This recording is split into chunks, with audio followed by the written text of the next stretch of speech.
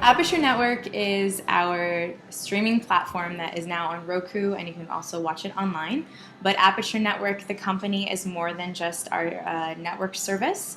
We actually are a series of two-sided marketplaces where we connect content creators directly with big box distributors and producers, and we're that middle place right in the center where we pretty much are the foster care for independent creations. And we help all sorts of projects like series and films and short films get developed or distributed. And some of the projects that we work with, if there are certain completion, we actually distribute them on our network. OTT is so new right now. There are so many streaming platforms. What makes us different is that we're not trying to keep any of these content creators. We want to help launch them to their forever home, for instance. So where there's many networks out there, like people know Netflix and Hulu, and they know Sundance and Paramount Plus and Disney Plus, but these are places that people want to end up living on. Aperture is just a way station.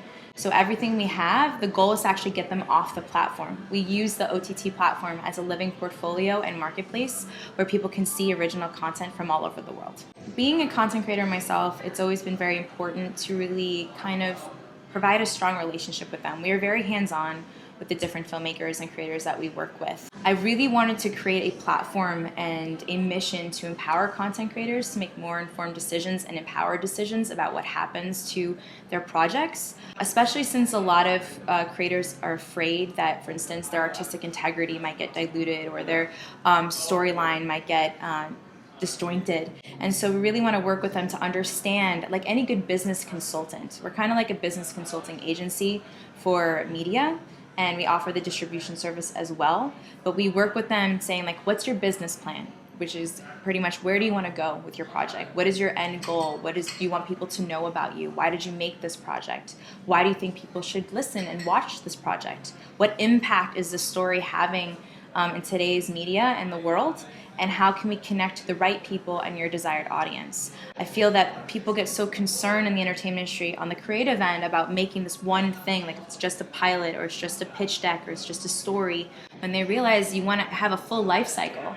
So we try to work directly with what their dreams are and show them how we can get there, and also make sure that all the deals that we curate for them or we acquire for them really works with what their goals are. There are multiple ways that we make money. The OTT platform, like I mentioned, is one of the services we provide. The way that most people make money, how we make money, is on the front end, we're a creative agency. So Aperture as a whole is 3 different compartments. On the front end, we have this front end agency where we have content curation, content aggregation even. It's where a lot of creators submit their projects, and we have a talent acquisition process where we review the materials. And if we think it's something that we can take on, we offer a series of creative agency services. But also, if we feel like there's something worth to be on the platform, we also offer the distribution platform. And the distribution platform is a way for not only, of course, us to make money, but the goal was really to make sure the creators can make money.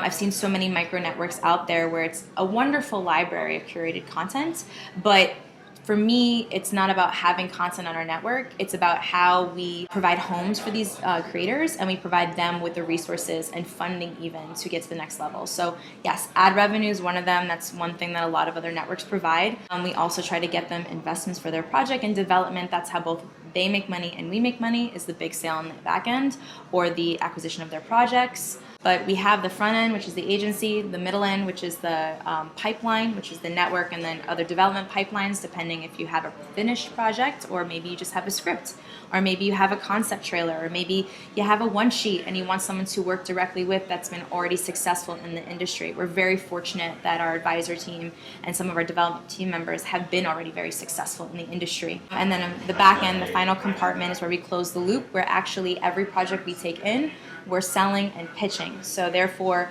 we're actively taking things in that we know we can actively sell. So if you come in on the front end, we know that we're taking you in, we're selling you on the back end. And we're aligning with what your goals and dreams are. And each thing works independently as well as they work cohesively together. And that's how a two-sided marketplace works. We connect buyers with sellers, the sellers being the creatives and the buyers being the distributors. So right now, Aperture is in its beta launch stage. We've been in beta for a while. A huge part of that was due to the pandemic. We wanted to take some time to really see what people were digesting in terms of content and how people were interacting with content. We've seen so many different platforms and applications created over the last few years, and we've seen so many new iterations of content. For example, like TikTok right now, the videos are up to 3 minutes. We're assuming we're going to start seeing episodic content that's vertical, that's short form content, no different than some of these other web series we've seen from YouTube. So right now we are in a stage of, we have a roster of amazing projects from all over the world, from Australia, the United States. We had a bunch of projects from Latin America at the period of time they were talking to. What we've done is this first roster of projects are the projects that we're promoting with. These are projects that we've been actively communicating with, and we're actively pitching on the back end and also working and developing. So right now we are in the process of taking in our next round of projects that we're looking to get. We're in a huge acquisition phase, so we're looking for new projects to start working with and also bringing potentially on the platform. At the end of June, if not sooner, we're going to be on all the other major OTT platforms and smart devices. So currently Aperture is a streaming site and Roku, but we this month will be on iOS, Android, Apple TV, and Fire Stick, so we'll be able to be accessible worldwide and on every device, which was something that I was very passionate about, and we've been very fortunate with our relationship with Indavo, who's made our platforms for us. What makes us different from a lot of the other micro networks, which is what we are right now, is that we have a strict talent acquisition process. We're not just taking everything in. Our big thing is quality of content, and quality is in the eye of the beholder. Of course, quality can mean wonderful effects or wonderful cinematography, but if the story doesn't have legs, where is this going to go? I care more about storytelling, and it's so much of a cliche, but storytelling is so important. How you connect with people, how you showcase the lessons or missions or ideologies that you want to convey in your projects. We're really very story driven. So everything we bring in, we have a significant amount of questions that we ask. We kind of understand what level of your project you're at, what you've done. Maybe you had a deal, maybe you were negotiating a deal that didn't go through, or maybe you made this several years ago and you want to breathe new life into it. We really take the time to have like an intake session. On the front end, we have a whole submission process. You can find it on our website, and also you can connect with some of our members through our contact page, and we have a huge content aggregation partner system with Filmocracy and Catalyst Film Festival. And aside from that, of course, it's just submitting and getting a meeting with one of our team members.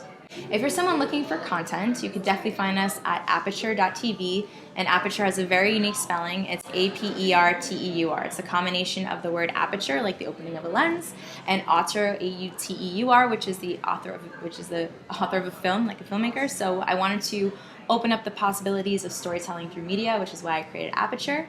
And you can find us on aperture.tv to find more information about the company as a whole, and there's a direct line to go see our OTT streaming platform site, and you can also check us out on Roku in the Roku store.